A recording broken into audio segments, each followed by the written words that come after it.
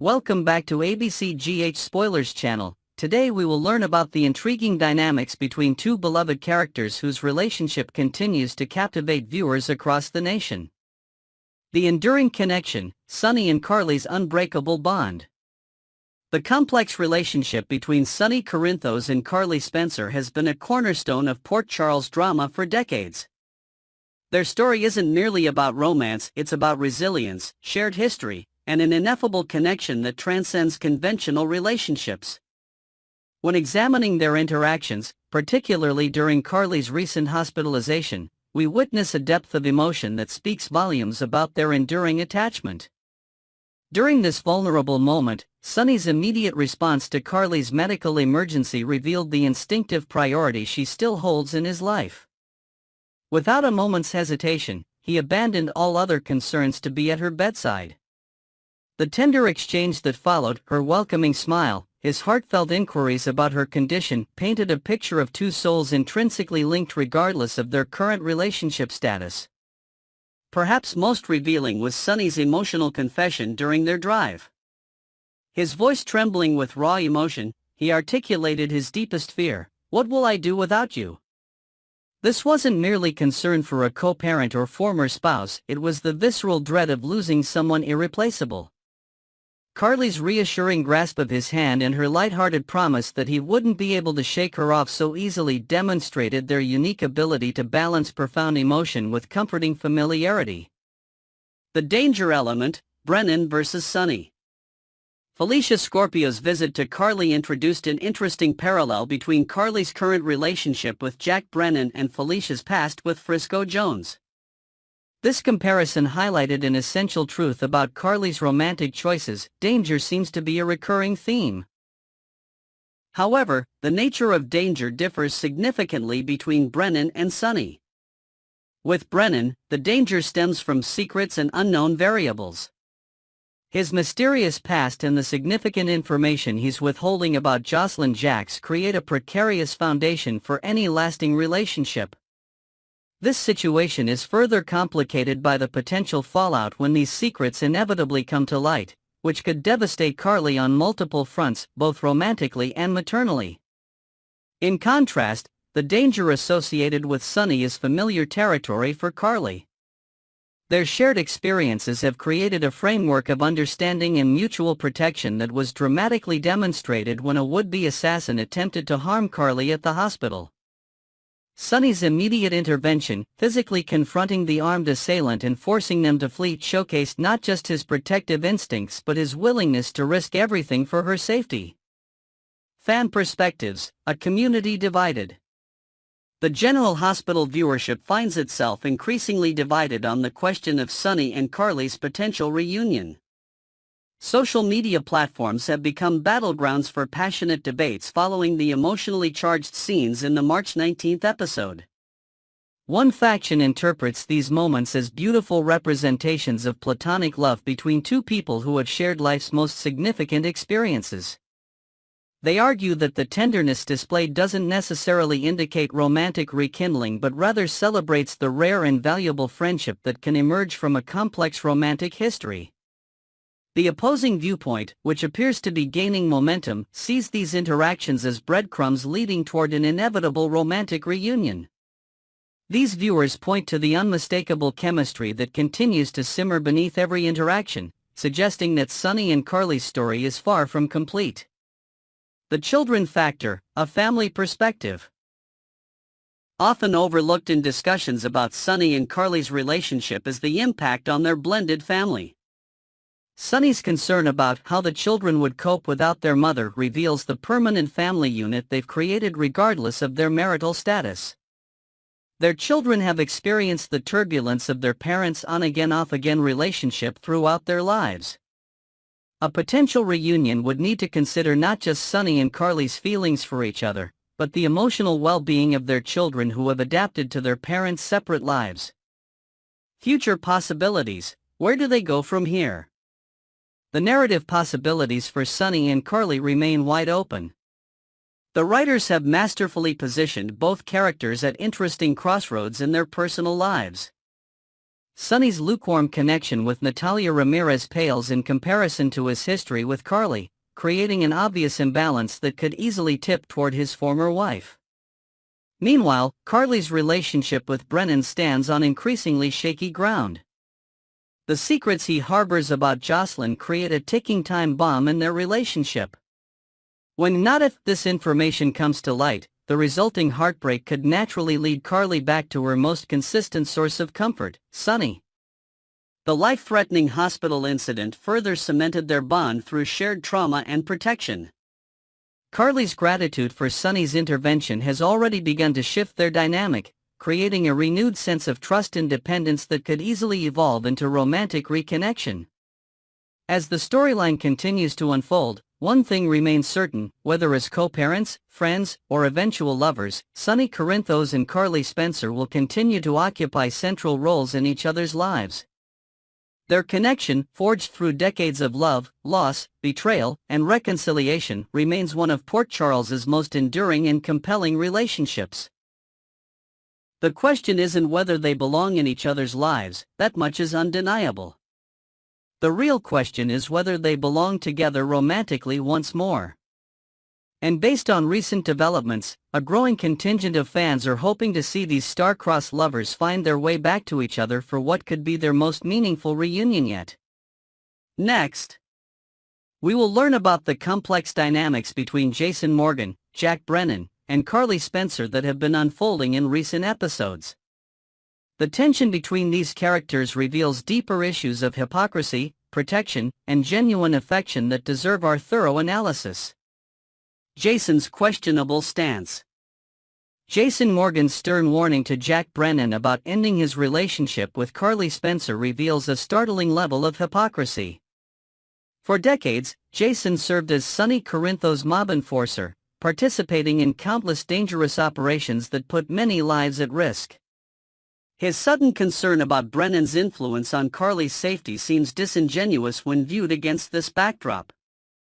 The irony becomes even more apparent when we consider that Jason himself has been directly involved in situations that endangered Carly and her family. His long-standing position in Sonny's criminal organization created numerous threats that Carly had to navigate throughout their relationship. This makes his protective stance toward Carly regarding Brennan particularly questionable. Jason's reaction may stem from deeper emotions than mere concern. His history with Carly suggests possible jealousy or discomfort with her newfound independence. Having been accustomed to Carly following his advice without question, her defiance regarding Brennan represents a shift in their relationship dynamic that Jason struggles to accept. Brennan's genuine affection. Despite the controversy surrounding Jack Brennan, his actions demonstrate sincere care for Carly.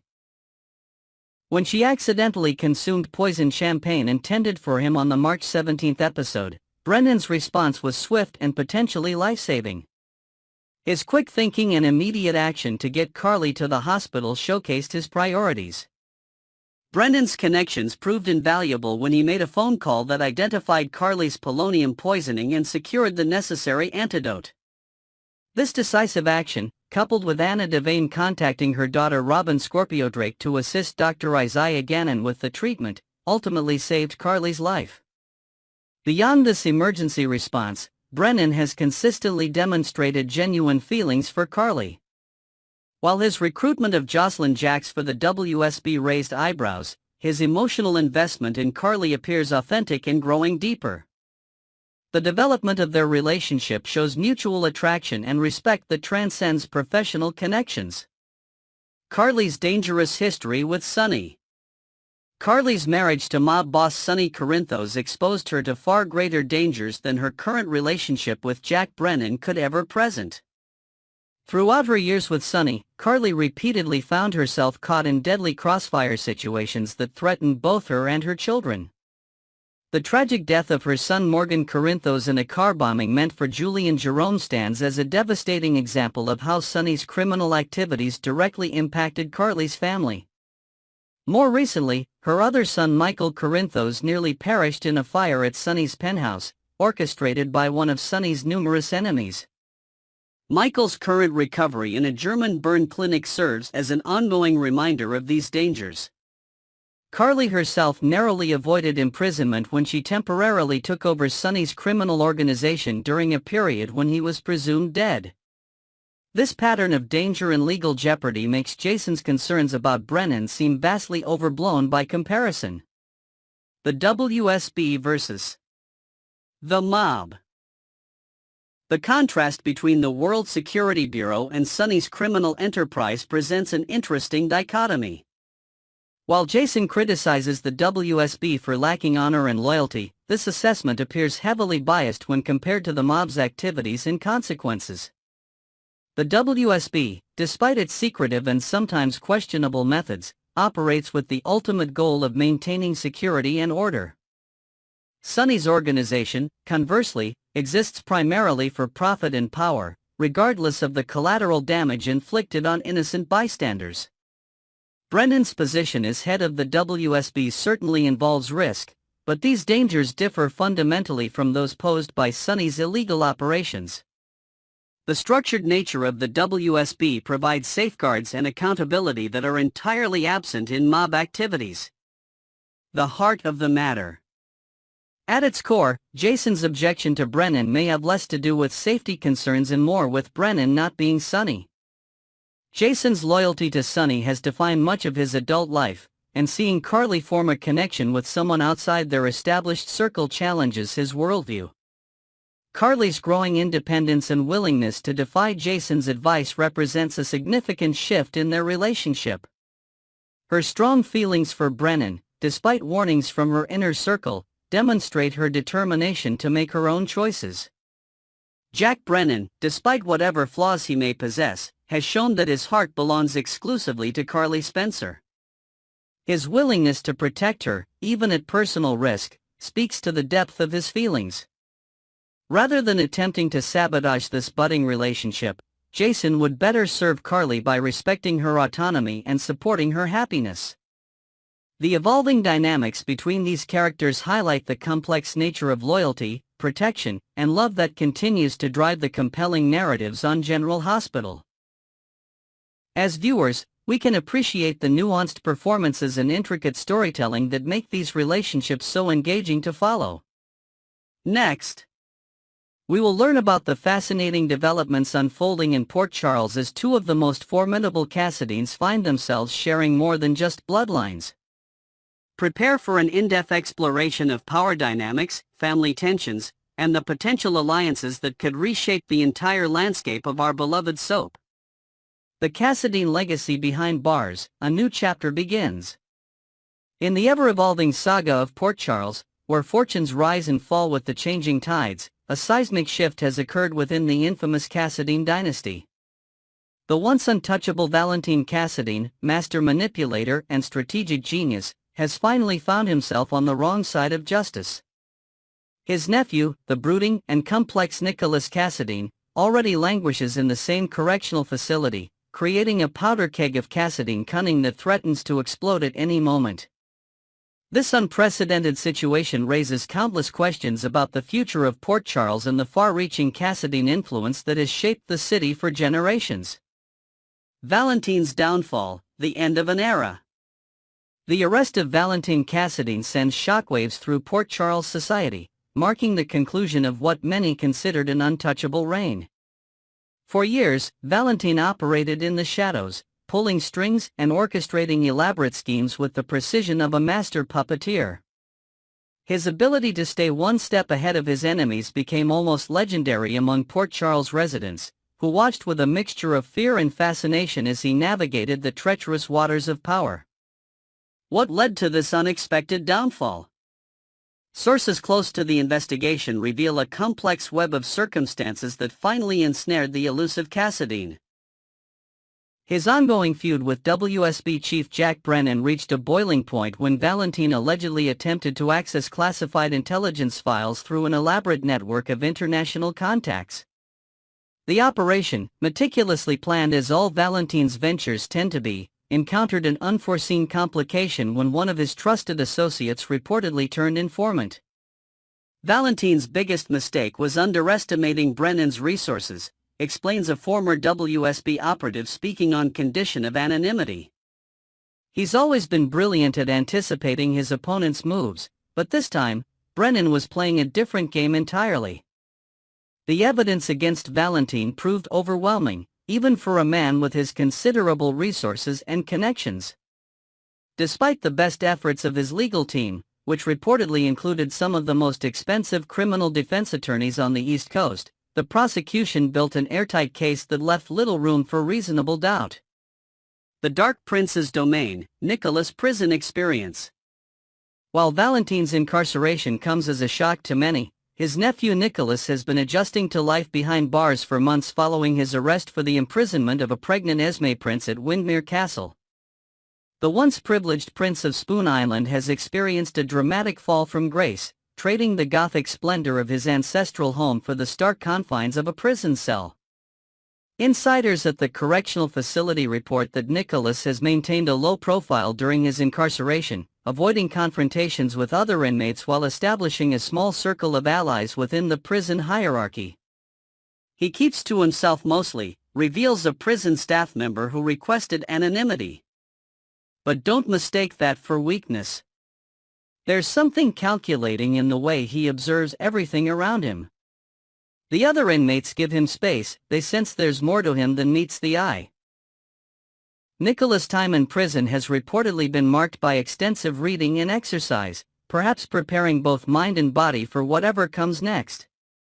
Visitors to the facility note that he appears thinner but more focused, with an intensity in his gaze that suggests his mind remains as active as ever, despite his physical confinement. His relationship with the prison staff is described as cordial but distant, maintaining the aristocratic reserve that has always been his hallmark.